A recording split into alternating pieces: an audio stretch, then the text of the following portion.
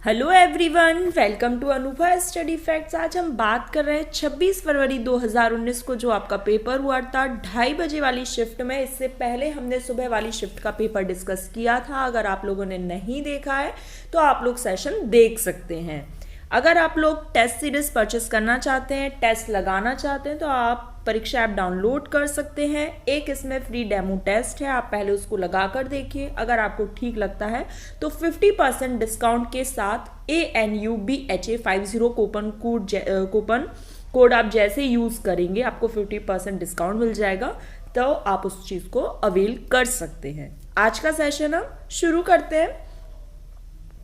First question है, if a child has mental as of 12 years. ये देखो, mental as वाले जो कॉन्सेप्ट्स हैं ये अब आप लोगों को पता चल गया होगा कि किस तरीके से आंसर करना है। तो mental as upon chronological age into 100 ये होता है आईक्यू का फॉर्मूला। ठीक है, तो अब इसमें क्या दिया गया है, मेंटल एज कितना है 12, क्रोनोलॉजिकल एज कितना है 10 इंटू 100, तो हमारा आंसर कितना हो जाएगा 120 will be the right answer. तो सेकंड ऑप्शन करेक्ट हो जाएगा। ठीक है, यहां तक समझ आ गया। ये क्वेश्चन हम लोगों ने पहले भी डिस्कस किया था। यहां पर है grey matter of the brain that controls IQ and memory have greater volume in learners who.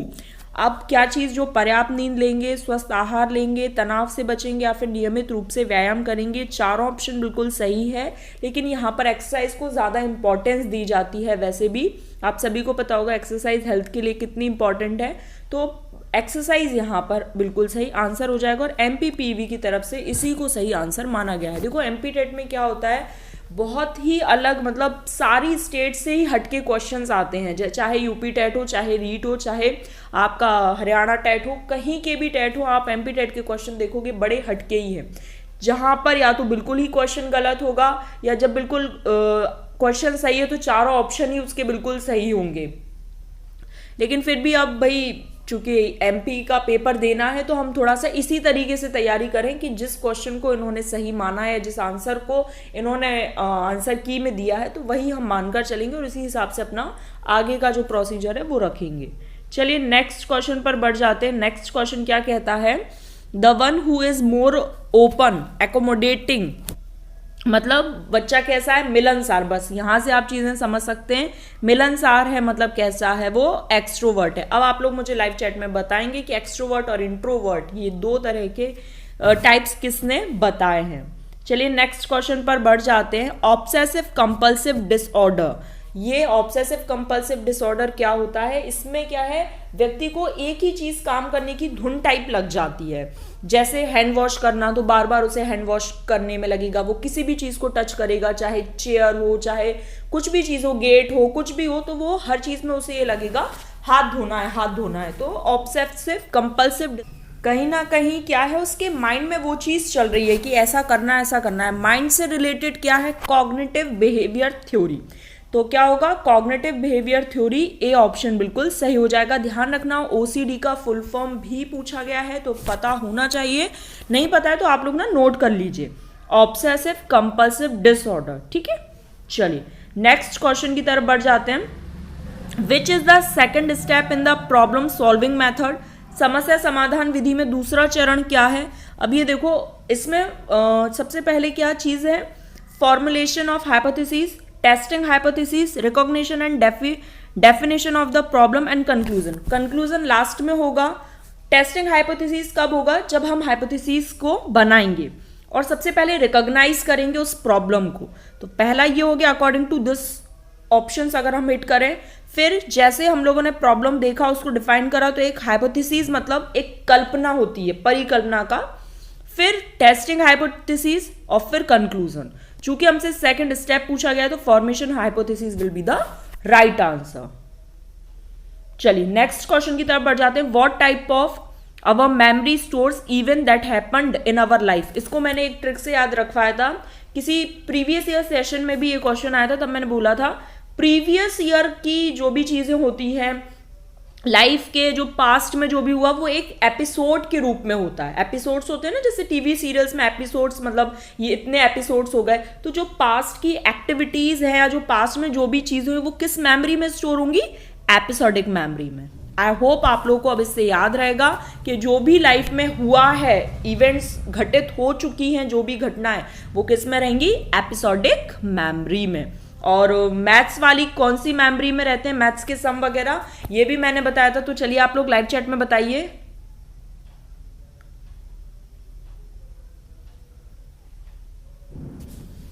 Very good.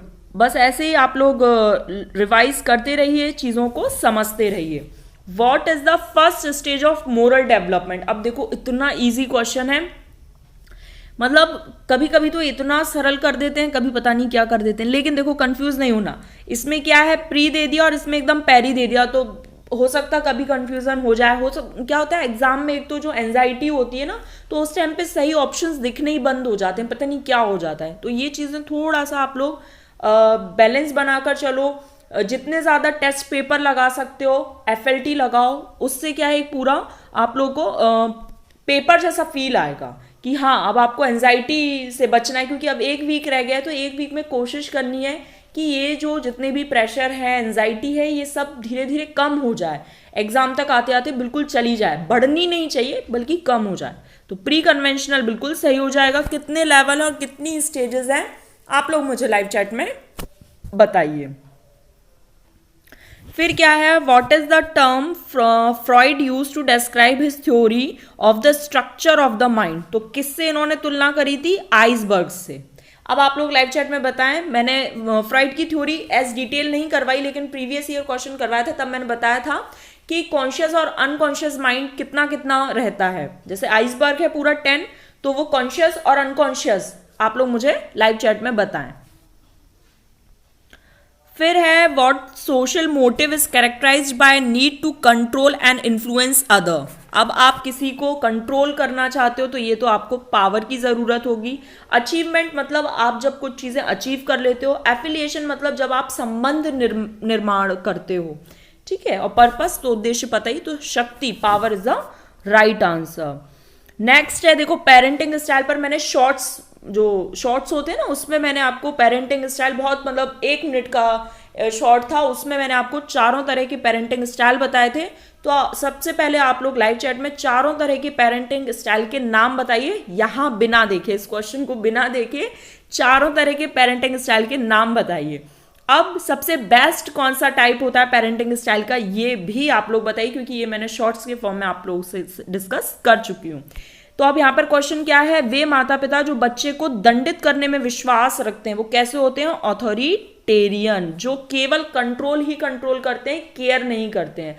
और बेस्ट कौन से होते हैं? ऑथोरिटेटिव होते हैं, जो केयर भी करते हैं और कैसे होते हैं?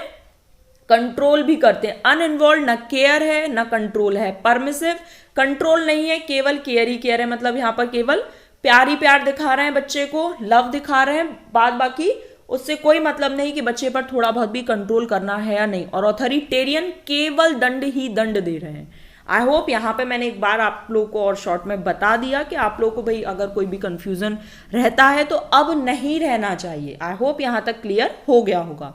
चलिए नेक्स्ट क्वेश्चन पर बढ़ जाते हैं। नेक्स्ट क्वेश्चन क्या कहता है, at what age does the child start to show an understanding of the language? तो किस स्टेज में बच्चा जो है वो भाषा की समझ दिखाना प्रारंभ कर देता है? बर्थ, 3 months, 6 months या फिर 9 months? तो 6 month will be the right answer. 6 months में एक चीज और होती है, सेपरेशन एंजाइटी। जैसे माँ की गोदी से बच्चा दूसरे की गोदी में या दादी नानी की गोदी में जाने में सेपरेशन एंजाइटी, ठीक है। मैंने इसको भी एक बार डिस्कस किया हुआ है, इसीलिए बोलती हूँ अगर कोई देखो चीज थ्योरी के फॉर्म में अब पढ़ने का टाइम नहीं है। जितने क्वेश्चन लगा सकते हो, जितने FLT लगा सकते हो, टेस्ट सीरीज लगा सकते हो, MCQs की जितनी प्रैक्टिस कर सकते हो वो सब अब करनी है आप लोग को, ठीक है। विच is not the principle of inclusive education? तो इंक्लूसिव एजुकेशन क्या होती है यहाँ पर अब मैं एक बार शॉर्ट में बता देती हूँ, क्योंकि अब वीडियो देखने का टाइम नहीं है कि वरना मैं कहूँ कि CDP फुल कोर्स में जाके आप लोग इंक्लूसिव एजुकेशन का सेशन देख लो। एक बार यहाँ पर शॉर्ट में समझ लो। इंक्लूसिव एजुकेशन में बच्चे को सेग्रीगेट नहीं किया जाता है, सभी बच्चे को एक रेगुलर स्कूल में पढ़ने का मौका दिया जाता है। और ये चीज़ें ध्यान रखी जाती हैं, कोई बच्चा डिसेबल है तो उस चीज़ का ध्यान रखा जाएगा कि जिस भी चीज़ में उसको प्रॉब्लम है तो आप उसके लिए वो प्रावधान रखें। जैसे किसी को देखने में प्रॉब्लम है तो आप उसके लिए ब्रेल स्क्रिप्ट यूज़ कर सकते हैं, ऑडियो सीडीज़ का यूज़ कर सकते हैं। किसी को सुनने में प्रॉब्लम है तो आप उसके लिए क्या कर सकते हैं, देखिए मतलब जो विजुअल चीज़ें हैं, चार्ट्स हैं, वो यूज़ कर सकते हैं। तो इस तरीके से ये सब चीज़ें ध्यान रखनी है। तो शिक्षार्थियों के लिए कोई भेदभाव नहीं, नो डिस्क्रिमिनेशन, बिल्कुल ठीक। सेपरेट क्लासरूम नहीं, सेपरेट क्लासरूम तो कभी होगा ही नहीं। इंक्लूसिव में एक चीज़ याद रखना, हमेशा हर बच्चे को मतलब हर प्रकार का बच्चा हो उसे एक रेगुलर स्कूल में पढ़ने दिया जाता है।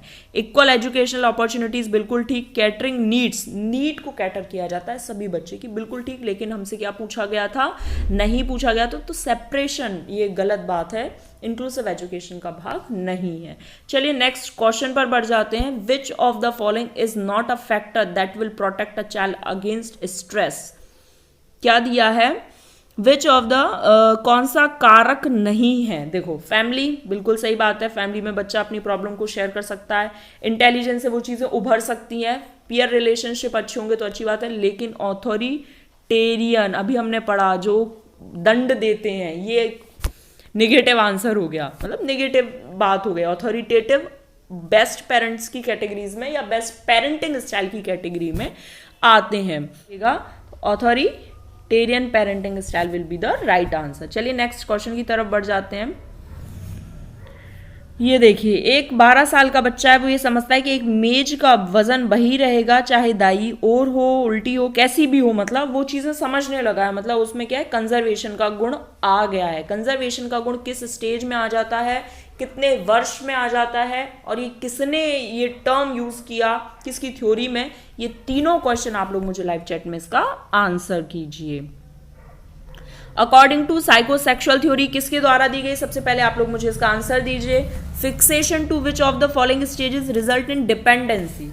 तो डिपेंडेंसी मतलब पहली स्टेज है, क्यों, क्योंकि बच्चा हर चीज़ के लिए, फीडिंग के लिए, हर चीज़ के लिए बच्चा पेरेंट्स पर, सिबलिंग्स पर डिपेंड होता है। तो यहाँ पर क्या होगा, पहली स्टेज कौन सी होती है, सिगमंड फ्रॉइड की ओरल स्टेज। कितनी स्टेजेस हैं और उन स्टेजेस के नाम भी बताइए। नेक्स्ट क्वेश्चन पर बढ़ जाते हैं। नेक्स्ट क्वेश्चन क्या कहता है, growth always corresponds to the age of the child, this is because of the principle of continuity, uniform pattern, integration और इंडिविजुअल डिफरेंसेस। विकास, अब देखो क्वेश्चन ही देखो हमारे एमपी टेट का कि ग्रोथ है इंग्लिश मीडियम में और विकास कर दिया हिंदी मीडियम में। विकास हमेशा बच्चे की उम्र से मेल खाता है और वृद्धि हमेशा बच्चे की उम्र से मेल खाती है। बट ठीक है, अब अगर इस चीज़ को देखा जाए तो ये क्वेश्चन कैंसिल होना चाहिए था। बट ठीक है, अगर हम ग्रोथ और डेवलपमेंट इस चीज़ को ना देखें, भाई मेल खाने वाली बात देखें, तो एक यूनिफॉर्म पैटर्न को फॉलो करती है। ठीक है, तो यूनिफॉर्म पैटर्न है, क्योंकि कॉन्टिन्यूटी भाई ग्रोथ के हिसाब से नहीं होगा, डेवलपमेंट के हिसाब से होगा। ठीक है, क्योंकि वृद्धि तो एक टाइम पे रुक जाती है ना, डेवलपमेंट तो भाई कॉन्टिन्यूस चलता रहता है। तो यहाँ पर अगर हम इंग्लिश मीडियम के अकॉर्डिंग जाएं, ग्रोथ वाली बात करें, तो ये एक यूनिफॉर्म पैटर्न होता है कि भाई इस क्वेश्चन को वैसे कैंसिल ही कर देना चाहिए, क्योंकि कोई सेंस बनेगा ही नहीं। एक्सप्लेनेशन भी मैं किस बेस पे करूँ, ग्रोथ के बेस पे या डेवलपमेंट। बस आप इस चीज़ को ऐसे समझ सकते हैं। मैं यहाँ पर प्रिंसिपल समझा देती हूँ आपको। ठीक है, ऐसा करते हैं, इस क्वेश्चन को कैंसिल करके प्रिंसिपल्स ऑफ डेवलपमेंट थोड़ा सा समझ लीजिए। कॉन्टिन्यूटी मतलब निरंतरता का सिद्धांत, कभी ना रुके, वूम टू टूम चलता है, माँ के गर्भ से कब्र तक चलता रहता है। यूनिफॉर्म पैटर्न सेम रहेगा। सबसे पहले जैसे बच्चा घुटने से चलना सीखा, फिर धीरे धीरे क्या करेगा, वो किसी के सहारे से खड़ा होना, किसी चीज के या किसी व्यक्ति के सहारे से खड़ा होना सीखेगा, फिर उस सहारे को छोड़कर खुद से अकेला खड़ा होना सीखेगा, फिर धीरे धीरे चलना सीखेगा। यूनिफॉर्म पैटर्न है, मतलब सब में एक जैसा ही रहता है, कोई ऐसा नहीं होगा कि पहले दौड़ना सीख लेगा फिर चलना सीखेगा। ठीक है, ये यूनिफॉर्म पैटर्न है। इंटीग्रेशन क्या होता है, जैसे पहले उंगलियों का यूज हुआ, फिर हाथों का यूज हुआ किसी भी चीज को पकड़ने में, फिर हाथों और उंगलियों का दोनों का साथ में यूज हुआ, that's called integration. Individual differences आप सबको पता है, इवन जुड़वा भाई बहन भी पूरी तरीके से 100% सेम नहीं होते हैं। इंडिविजुअल डिफरेंस का रीजन क्या होता है, ये आप मुझे लाइव चैट में बताएंगे। और एक्टिवली बस इसी तरीके से आप लोग पार्टिसिपेट करते रहें। आप लोग रोज सेशन देखने आते हैं, ये मुझे बहुत ज़्यादा मोटिवेट करता है। भले ही अभी इस लाइव चैट में हम लोग 16 से 17 लोग, 10 लोग, 15 लोग ही आते हैं, लेकिन अगर बस आप लोग इसी तरीके से अपना सपोर्ट बनाए रखेंगे तो ये सेशन हम डेली लेकर आएंगे। और अब तो डेली लाना ही, आपके पर डे 2 सेशन तो बिल्कुल मिनिमम आएंगे ही आएंगे।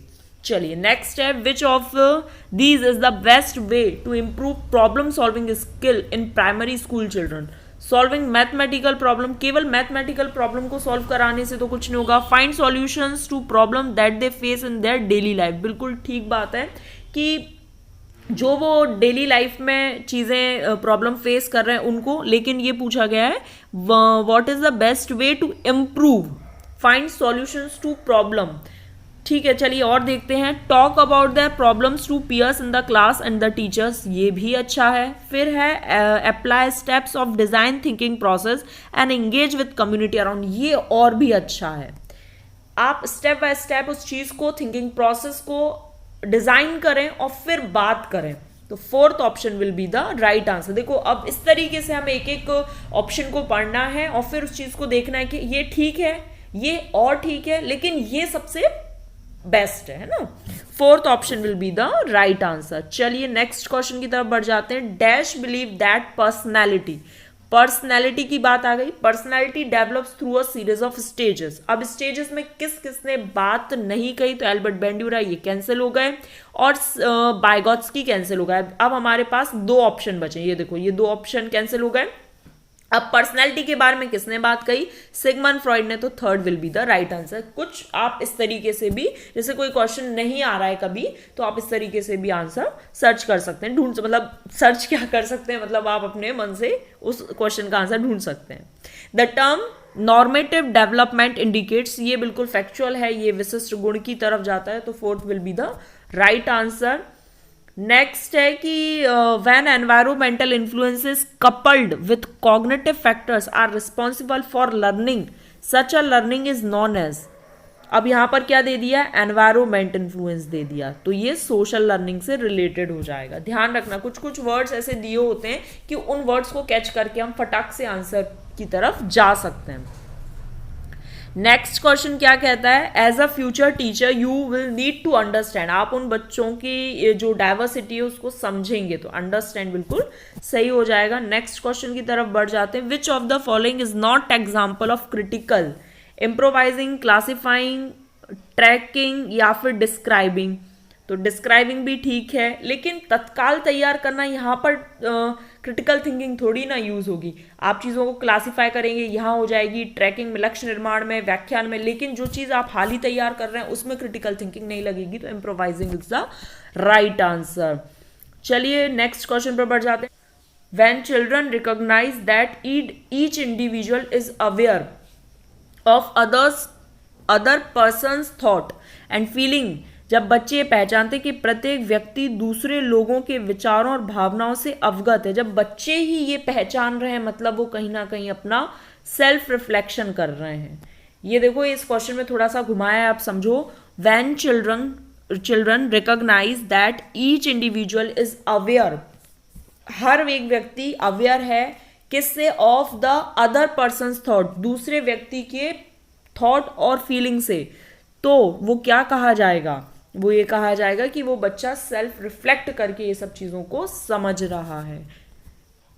Why should we have culture fair test of intelligence? Intelligence test should free from differences in language and education. बिल्कुल सही बात है, तो यही हमारा आंसर हो जाएगा।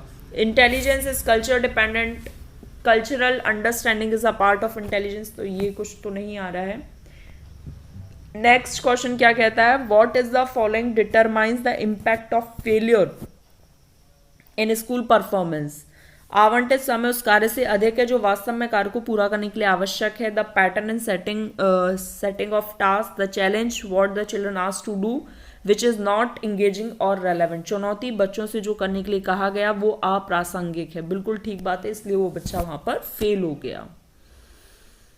चलिए नेक्स्ट क्वेश्चन की तरफ बढ़ जाते हैं। नेक्स्ट क्वेश्चन क्या कहता है, a learner is an intuitive learner.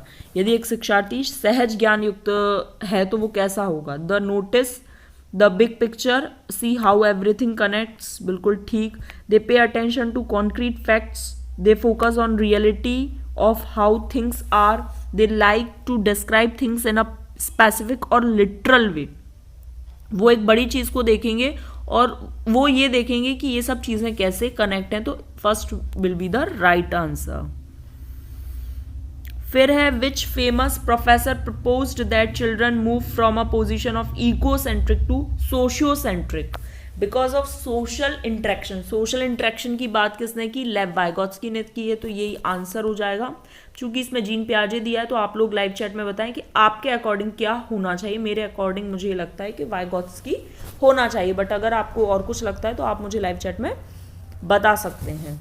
फिर है which of the following is an incorrect advantage of problem solving method of teaching. All discipline cannot use this method to solve a problem. चूंकि गलत पूछा गया था, यहाँ पे पहले ही दे दिया. learner participate actively, ठीक. it makes the learner to interest in the learning. evaluation of learning using this method is easy. evaluation of, यहाँ पर ये कौन सी समस्या को हल करने की विधि का गलत लाभ है?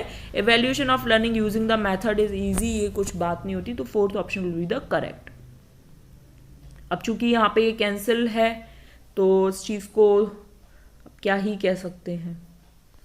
ये भी कैंसिल है. हॉरिजॉन्टल डेक्लेज, बस ये हॉरिजॉन्टल डेक्लेज थोड़ा सा आप समझ लो. हॉरिजॉन्टल डेक्लेज ये होता है, किसने दिया ये आपको पता होना चाहिए, पियाजे ने. अब हॉरिजॉन्टल डेक्लेज क्या होता है थोड़ा सा एक्सप्लेन कर देती हूँ. बच्चे को कोई एक्टिविटी दी जाती है तो वो उस चीज़ को करने लगता है, समझ जाता है. लेकिन सेम टास्क अगर उसको दिया जाए, मतलब यहाँ पर 2 टास्क दे दिए, एक टास्क उसको समझा दिया, अब वो ठीक है उस चीज़ को करने लगा या उसको पता चल गया कि ऐसे किया जाता है. अब सेम टाइम, मतलब उसी टाइम या 1-2 मिनट बाद ही आपने उसको सेम, मतलब उसी से रिलेटेड एक और टास्क दे दिया, अब वो ये चीज़ अप्लाई नहीं कर पा रहा है कि वो कैसे करे. That's called horizontal decalage. Horizontal आप समझते हैं ना कि क्षैतिज रूप से, मतलब उसी लाइन में, मतलब आपको सेम टास्क दिया गया, आपको एक टास्क तो पता चल गया, लेकिन आप उस टास्क में जो भी आपने एक्टिविटीज की हैं अब वो आप दूसरे टास्क पर अप्लाई नहीं कर पा रहे हो. तो ये हॉरिजॉन्टल डेक्लेज है जो कि पियाजे के द्वारा दिया गया. तो गाइज यहाँ पर हमारा सेशन कंप्लीट हो गया. आई होप आप लोग को सेशन पसंद आया. जो भी कैंसल क्वेश्चन है अब उनका हम क्या ही कर सकते हैं, ये एमपी टेट है, बोनस मार्क्स मिल जाते हैं बस इसमें, ठीक है. और इसी तरीके के और सेशंस देखना चाहते हैं तो बेल आइकन जरूर प्रेस कर लेना नोटिफिकेशन के लिए. हम नेक्स्ट सेशन में मिलेंगे. Thanks for watching this video.